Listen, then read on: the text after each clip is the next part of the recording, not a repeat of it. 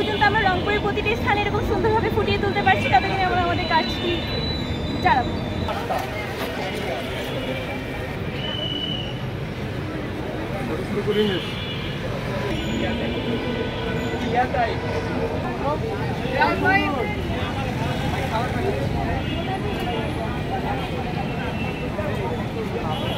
আমরা বৈষম্য বিরোধী আন্দোলন করেছিলাম যাতে দেশের সকল বৈষম্য দূর হয়, সেই জন্য আমরা আমাদের গ্রাফিতির মাধ্যমে সকল বৈষম্য বিরোধী কথাবার্তা তুলে ধরছি। আন্দোলনটা হলো ওটাকে আমরা সবসময় মনে রাখার জন্য, এভাবে সবার সামনে তুলে ধরার জন্য ওয়ালে গ্রাফিতি করে বোঝাতে চাচ্ছি যে আমাদের সময়টাতে কী কী হয়ে গেছে, আমরা গ্রাফিতির জন্য মানে যা যা করলাম এই জিনিসগুলোই তুলে ধরতে চাচ্ছি গ্রাফিতির মাধ্যমে।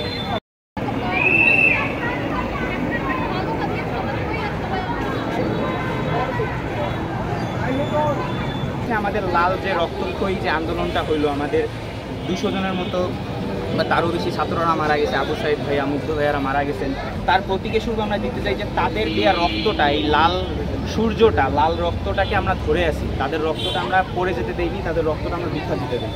এই প্রতীকী শুরুতে কি বোঝাচ্ছেন?